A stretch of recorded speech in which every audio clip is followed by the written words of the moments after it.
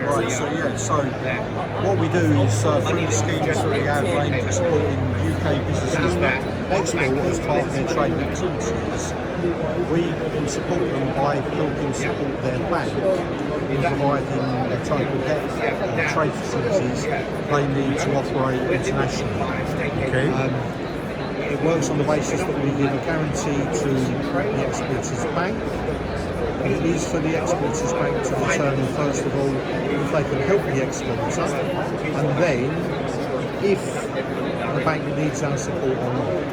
Often, the bank may be quite happy to support the exporter with the facilities they've asked for. But if, for instance, there's not quite the right level of security available for the business to offer the bank, or they've only got cash and they don't want to tie up the cash in a bakery account, then there's the potential that the bank can come and seek support from UK Export Finance.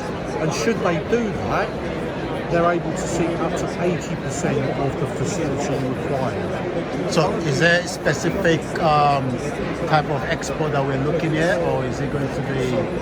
Right, so we do have three main schemes, and those schemes are split into two types. Okay, the first two I'm going to cover are what we call our classic schemes. So they basically involve the exporter needing to seek support on specific export contracts they've won. Okay, the contract needs to be with an overseas buyer. The exporter needs to be in the UK. So whoever is exporting has to be in UK, but the other side has to be someone based overseas.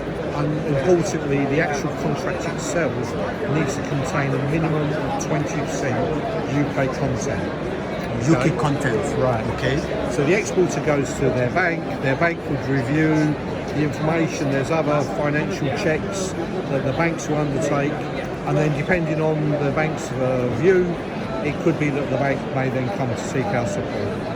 Okay. The other scheme, of those two contract-specific schemes, one is aimed at the issuance of bonds and guarantees required by exporters. So, advance payment guarantees, for instance, asking a buyer to make an advance payment and the buyer asking for a guarantee in return for the same amount to protect themselves from or it could be bid or tender bonds or performance bonds. These are some of the guarantees often required for exporting businesses. And often the banks will require maybe cash collateral to back those on-demand guarantees. This is where the bank could come and seek our support. So the bond support team supports those guarantees, that type of facility. We have an export working capital scheme as well, which is aimed at loans that the bank may provide to manage the gap in finance, where an exporter is having to pay some suppliers maybe 2 months before they're even in a position to deliver an invoice for the goods they're selling overseas, and then it's another 60 days maybe before they're due to receive payment. And it's basically helping manage that cash flow gap. Okay. So those are the contract-specific schemes. We do have another scheme which isn't contract-specific. So it's all about the business as an exporting business. Okay. And there are 5 exporter declarations the business needs to be able to make. Okay. Of the 5, there are 2 big ones and 3 little ones. The 3 little ones are the business needs to have staff in the UK, premises in the UK, and lastly they need to be paying national insurance or corporation tax in the UK, Isle of Man or Channel Islands. Now, we say or corporation tax. So a business may be a loss-making business, may have made a loss in the year, as long as the negative retained earnings of the business is no more than 50% of called up share capital and share premium, then we should be able to help. If it is over that 50%, then we are unable to support because of state aid regulation. And again, that depends if the business is an SME or not.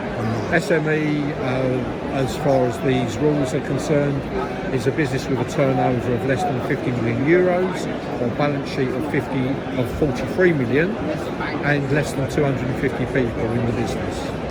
Also, if a business has only been trading for less than 3 years, state aid rules don't apply.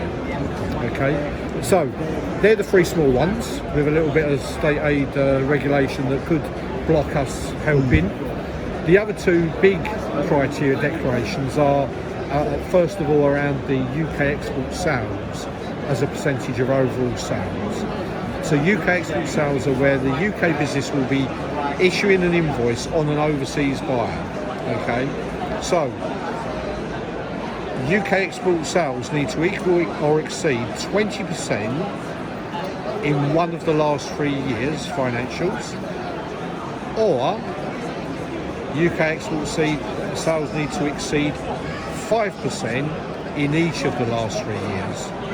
So I would say that's quite a low sort of hurdle for maybe a lot of businesses to achieve. The second declaration is around the nature of the business. So that's where the business needs to declare that they manufacture goods, deliver services or produce intangibles that would, if required, qualify for a UK Chambers certificate of origin. And or they can also declare that they do not solely engage in the supply of goods manufactured overseas. So that's to be manufactured. Well, they do not solely engage in the supply of goods manufactured overseas, or services that are provided by someone that ordinarily provides those services from overseas.